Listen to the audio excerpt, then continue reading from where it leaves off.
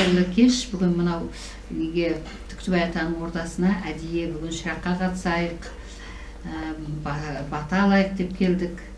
Сол бүгінгі мынау күн өзі ерекше болды. Келгеннен бері Түктібай ата белгісін беріп, қолдау салып, бата да жақсы шықты. Енді осы жерде мынау бір сұрақ қойып еді бізге. Кеше сәрсенбі күні, сәтті күні Баянбай атаның ордасында қозғап, халықтан түскен сұрақтар ма? Иә, халықтан түскен қасиет деген не, оны қалай ұстау керек деген сияқты сұрақтар түсіп жатыр ғой енді. Өзімізде қасиет дегенде емші болу керек деп ойлайтынбыз да. Осы туралы сіздер қандай ойларыңыз бар? Осы жерде бөлісіп кетсеңіздер, Талғат, сізге сөз бердік. Енді бұл көрдіңіз бе, бір қасиет деген нәрсені жалпы дұрыс қой, енді халықтың енді әрқайсысы өзі білгісі келеді, бір қандай да бір дәрежеде бір ұғынып, оның мағынасы не үшін, ол қасиетті қалай ұстану керек деген сияқты халықтың ішінде енді тұтынатын бір бұландай бір кейбіреулер дұрыс түсінбей тұтынатын бір зат ретінде көреді, кейбіреулер анау ары бері оң жақ сол жағына дұрыс жаңа бағдар беріп оймен жеткізе алмай, қасиет дегеніміз ол деген тектен текке ата-бабаларымызға бүкіл қаннан қанға беріліп өтіретін болса, мысалы өйткені оның дәлелі бірден-бір бүкіл әлемнің ғалымдары талай жазбаларда да деп көрсетеді, қазірге шейін шығып жатыр әлемнің ғалымдары. Мысалы қазақ елін, біздің қазақ ата-бабамыз тегімізді жою үшін союздың кезінде, оның алдында ана соғыстың кезінде қанша жылдар бойы, мысалы жылдар емес ғасыр десек те болады, ғасырлар бойы бізді жоямыз деп жаңағы тырысады екен да. Бірақ сонда біздің тек деген қасиет деген сол ғой. Текте қанымызды, мысалы қанымыздан біз бөліп ала алмаймыз ғой. Қанның ішінде тұрады екен да бізде. Сол тектік қасиетіміз. Сол деген қанша бізді жоямыз десе де, қазақтың біздің тегімізде тұрған қасиетіміз, тегімізде жатқан қайттан бұрқ етіп бір жерден бұлақтың көзі сияқты бұрқырап бір жерден атып шығады екен да. Енді ол мысалы қасиет деп айтқанда қысқаша былай қайыра салу ол да мүмкін нәрсе емес. Ол енді үлкен ауқымды қозғалатын затта, бұл енді сондай бір ұғым. Енді қасиетті айтып өтсек, енді бір ұзақтап оны қазір бәрін айтып өтсек, оның бәріне уақыт жете бермес. Уақыттың өзі шектеулі. Өмірде өзі ең бұл дүниеде бағалайтын нәрсе уақыт екен ғой. Уақыт деген мысалы қайтарылмайтын нәрсе. Пайғамбарымыз айтқан ғой, бір нәрсе болған кезде, сол қандай жағдайда өкініш болып, өкініп, ренжіп не алма дейді. Уақыт деген ешуақытта қайтарылмайтын нәрсе. Сосын біздің шамамыз жеткенше қысқартып, түсінікті қылып айтуға тырысып көрейік енді. Бұл енді қасиет деген қанмен берілетін әрбір адамда ата тегінен, бізде мысалы қазақта 7 атаға шейін қызарыс деген сияқты бізді қандық тұрғыда жағынан, қан жағынан жаңағы оның өзі текте жатқан қасиет қой. Сол қасиетімізді бұзып алмас үшін жаңағы солай тектен текке атадан атаға, баладан балаға жалғасып ғасырлар өтіп жатқан нәрсе. Бұл әдет ғұрыптың бір бөлшегі десек те болады. Оның өзі қасиет деген біреулер айтып жатады, менде осындай қасиет бар, мынандай қасиет бар, мен осындай қасиетім бар деп бір кемпір бір ретте хабарласады, бір кемпір кісі. Мен негізі намаз оқымаймын, орамал тақпаймын, бірақ арасында немерелерім ауырғанда бісміллә деп жаңа бір-екі сүремді оқимын да, сипалап жүрсем, ана бұл немерелерім жазылып кетеді дейді да жаңағы. Бұл жерде көрдіңіз бе? Мейлі жарайды ғой, қасиет, ол да әрбір адамның ар жағында тегінде жатқан қасиеті бар. Ол қасиет жоқ, қазақ бар деп айта алмаймыз. Өйткені әрбір қасиеті деген көп, әрбір тектен бұрқырап қайнап тұрған адамдар қасиеттен игере алмай жаңағы неше түрлерге жақсылықтарға, жамандықтарға да ұрынып жатады да жаңағы. Небір жаңағы жастарымыз бар, жастар емес, үлкен кісілеріміз қанша жаңағы кемпір шал жасына келген кісілер де бар. Өзінің қасиетін игере алмай, сосын сол қасиеті жаңағы қасіретке айналып жүргендер бар да. Қасиет деген нәрсе ол былай түсіндіргенде былай ғой, сол бірдің бойымыздағы Алла тағаланың берген сондай қандай да бір күш қуат, сондай бір ұғым. Оны біздегі дұрыс бағытқа пайдалана білсек, бізге нұр үстіне нұр болады. Ал дұрыс бағытқа пайдалана алмасақ, өгізде біздің ұрпақтарымызға, балдарымызға, тектен текке ата-бабамыздан келе жатқан 7 атаға шейін біздің 7 ата деп айтатын, соған шейін тегімізде тұрған қасиетті дұрыс пайдалана білмесек, егерде қарғыс болады екен да, ол болады да, оны бір былай айтқанда түсіндіргенде мысалы бір кісіде болады, мысалы қандай да бір молда болады, керемет тәуіп болсын, мейлі молда болсын, имам болсын, керемет қасиет иесі, ол керемет Алла тағала ата бабалар кезінде молда болған, анау айтып жатады ғой, кейбір біздің қазір санамыздың түсіп кеткендігі, өткенде бір имам жаңа ютубта айтып жатыр да, жаңа баяғыда молда болған, менің ата бабам деп өстіп айтатын молдасымақ, тәуіпсімақтары бар деп жаңа бір имам мазақ айтып жатыр да. Ол деген өзінің ата тегін әруағын мазақ қылып жатыр да. Ол басқа біреуді емес, ол өзін мазақ қылып жатыр да, түптің түбі келгенде. Біз жерде міне бізде жаңа байланып қалады да, қасиет деген нәрсені әлі меңгермей жатып, оңғының бәрін меңгеріп алған адам құсап сондай әңгіме айтады да. Жаңағы мазақ қылып айтып жатыр, жаңағы ата осылай ата тектен келген деп айтады деп жаңағы. Көрдіңіз бе, бұл жерде деген болады ғой, білімнің жақсы жаққа жұмсайтын, жаман жаққа жұмсайтын. Біреулерде мынандай болады дегенде, білімде қазақта тегімізде, бізде тегімізге, біздің жанымызға жазылғанда тек қасиет деген жаңағы білімнің бәрі. Ал негізінде біреулерде болады, осы қазір өмір сүріп жатқанымызда, оны қазір мына былай айтқанда, біреулердің тәніне, біреулердің жанына жазылады да, бұл қасиеттің өзі біліммен келеді ғой. Баяғыда біздің ата-бабаларымыздың, білімділердің, көненің көздерінің асылдық сынықтары, аталарымыз уақыт өте келе жасаған, Алланың алдында жасаған қандай да бір дәрежелері, амалдары, солардың игерілмей қалған нәрселері болса, ата-бабаларымызға, әруақтарымызға тектен текке беріліп қала береді екен да. Соны егерде біз қасиет деген ол үлкен ұғымды, біз енді дұрыс жағына бағыт беріп, дұрыс игере алсақ, ол бізге бақыт дәулет, бізге не тілейміз жақсылық, сол жақсылықтың бәрі сол қасиетпен келеді екен да. Ал біз соны қасиетіміз дұрыс игере алмай, дұрыс қарамай, жаңағы қасиеттің өзі бірақ Алла тағала Құранда айтады ғой, әр елді, Құранда айтады ғой, біздің өзіміздің әр өзіміз адамзат баласы, әр ұлт өзінің ана тілін білген дұрыс та. Ал тілмен келеді, бірден бір қасиет деген өзінің ана тілімен келеді екен да. Ана тілін, салт дәстүрін дұрыс игермеген адамға қасиетті игеріп алдым дегенде енді ақымақтық та ол.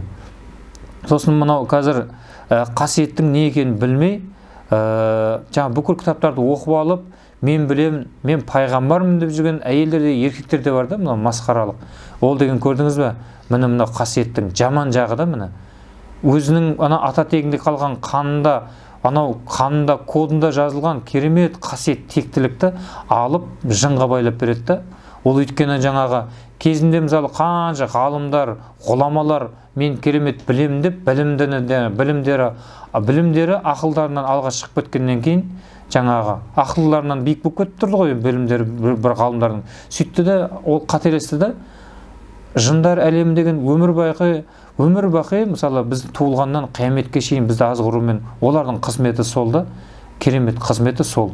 Сол кезде көрдіңіз бе, қасиетті игере алмай қалған, қасиетті игеріп, оның даналығына жете алмай қалып, жаңағы шатағына қарай кетіп қалған кісілер, білімнің де, діннің де шатағына қарай кетіп қалған кісілер, сол қасиетті игере алмай қалады дегенде, сосын теріс болып, өзінің тегіне ұрып, өзінің ұлтына, өзінің салт дәстүріне, әдет ғұрпына қарсы жаңағы бағытта жұмыс жасайтын жаңағы ата текке сондай қасиеті теріс айналып кетеді дегенде, оның өзі деген қасиеттің жақсылығы жағы деген, мысалы бір адам қандай да бір мықты ілімі болса, сол ілімін артындағы ұрпақтарына, балаларына, бала шағасына үйретіп, соны ең болмаса мынау жан жағында отырған несіне тамыр жайып, жаңағы талық сатып, тамырлатып кетпесе, ертең ата тегіне келетін қиын болады да.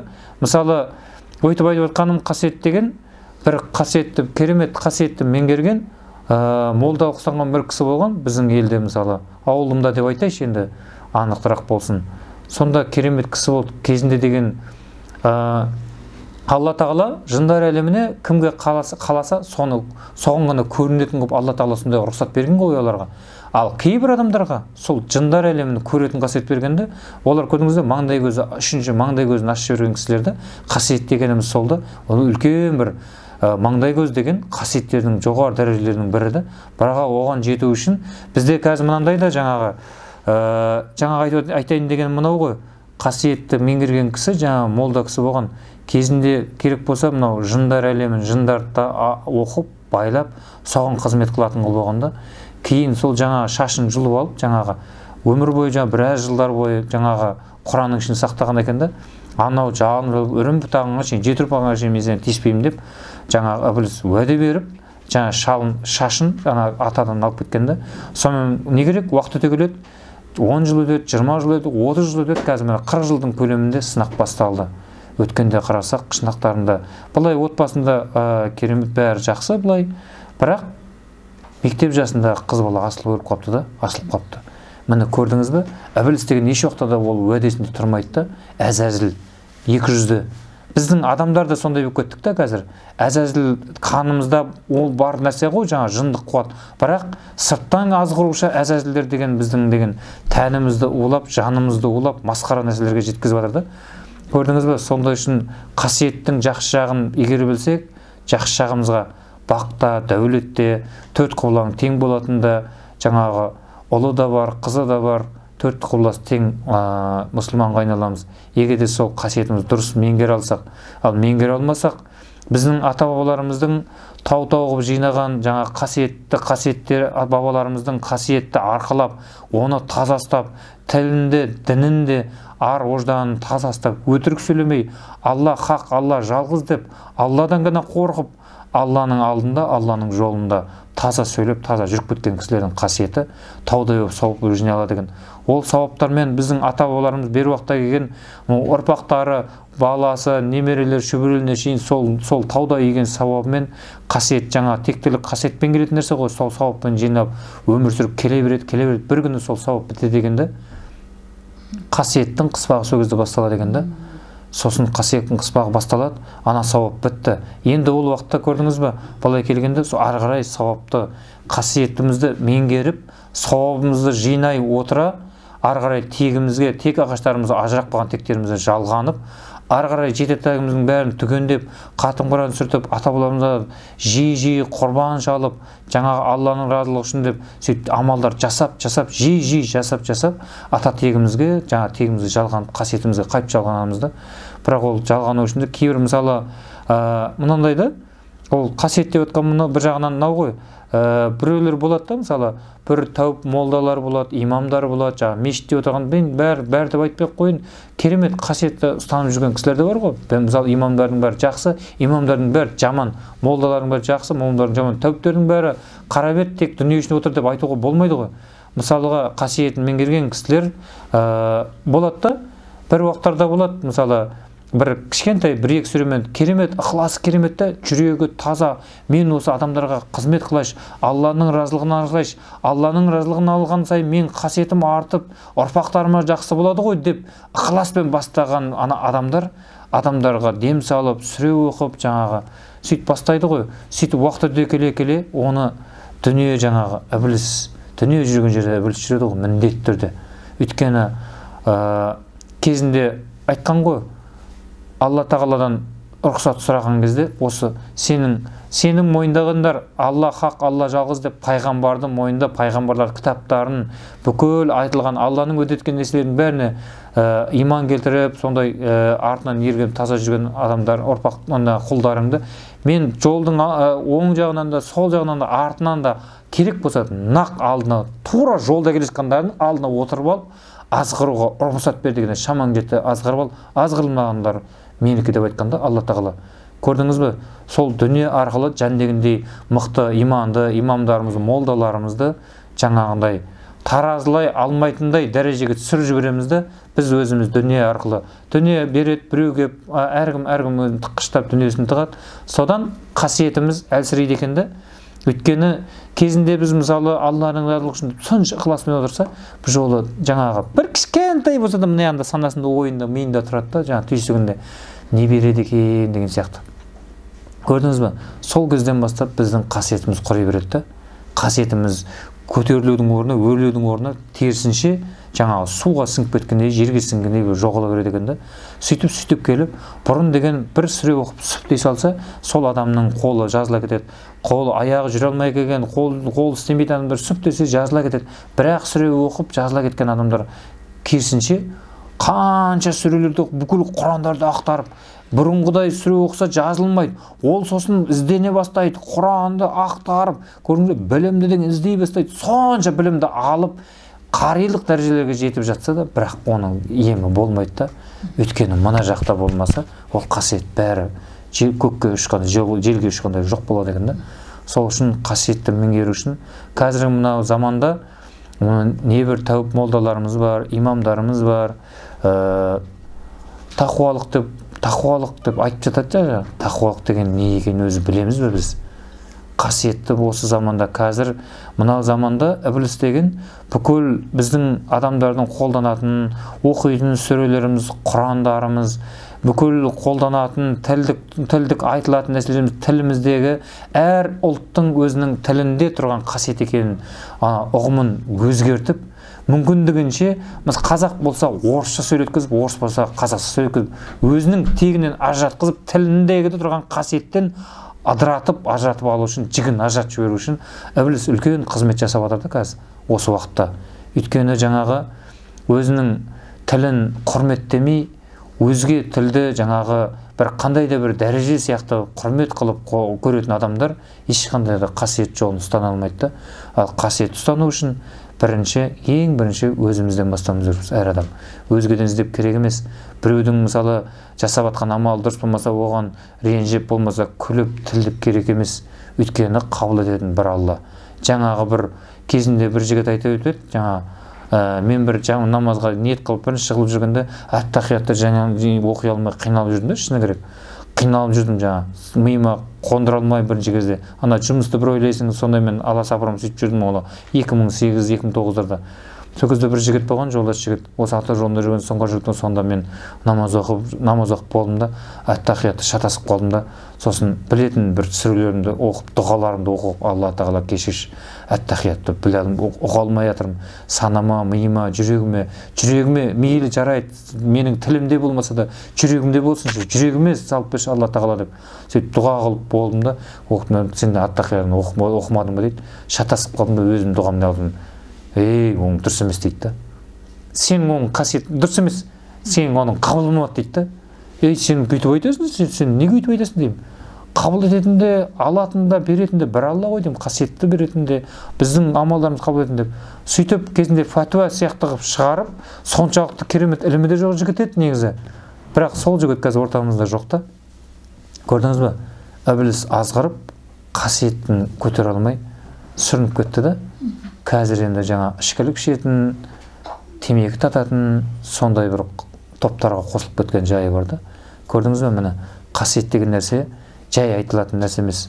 Біздің оның бір жағынан әйелінің де өте жаңағы жайсыздығы, иманы әлсіздігі бірден бір себеп болды ол жігітке. Біздің негізі жақсылықта, жамандықта барлығымыз қасиетті мына алу үшін айналып келгенде сол ақжаулыққа тіреледі. Ақжаулықты осы уақыттарда айтады, жаңағы абай танушымыз бар, жаңа мұхтар танушы бар, әуезовті басқан танушы бар, баяғы ғұламаларды танушы ғалым сымақтар көп те қазір. Бірақ жалаңбас жүреді бәрі. Өкінішке орай. Көрдіңіз бе? Біздің Алла тағаланың беретін нұрының бәрі біздің төбемізден құйылады ғой. Санамыздың турлауына, миымыздың қалыптасуы, миымыздың ой-өрісіміздің жоғарылауы. Көрдіңіз бе? Біздің сосын мынау жастарымыздың да көп жаңағы адайы, бір анайы, бір адамдарға әрсін көрсетіп сөйлей салу, тәрбиесіздік, көргенсіздік болып отқанның бәрі бізде дініміздің әлсіздігі де, діңгегінің бостығы. Бізге дін емес, ең бірінші дінімізді мықты қалыптастыру үшін бізге баяғы ата-бабаларымыз айтып кеткендей, салт дәстүріміз, әдет ғұрпымыз, тіліміз, бірінші орында тіліміз керек. Тілі бар ел болады, тілі жоқ ел жоқ болады. Ол үшін керек сондай нәрсе. Сол үшін қасиетті ұстануымыз үшін, қасиет деп айтуымызға жету үшін ең бірінші адал ас ішіп, киімімізді түзеп, баяғы ата-бабаларымыз қандай қасиетті болды. Ғасырлардан ғасыр, жүздеген жылы ғасырдан ғасырлар қазіргідей ойбай пәленшенің ақынның жазуы, түгеншенің ғалымның жазуы деп жаттап алып, оны ұмытып қалып біз сөйтіп жүрген емес. Ол кезде көрдіңіз бе, біздің бабаларымыздың ар сауыт киімдерінің толық, имандарының күшті мықтылығының арқасында ауыздан ауызға беріліп келгенде, ауыз әдебиетінде біздің бүкіл жырлар, эпостарымыз бүкілінің бәрі, ертегілер, халық ауыз ертегілер, бүкіл көрдіңіз бе, баяғы аталарым содан халық ауыз ертегіден беріліп келгенде, оның бәрі көрдіңіз бе, ақжаулықты анадан, текті атадан, белі қуатты атадан жаңағы өмірге келген балдардан сондай керемет ғұламалар келді да. Қазіргі өткенде ғалымдар отырып алып, муфтияттан, басқадан, жан-жақтан жиналған 10 шақты 7-8 адам отырып алып, неғып қазіргі бұрынғы ғалымдар бар да, бізде қазір неге жоқ дейді. Өйткені ол білімсіздік дейді да.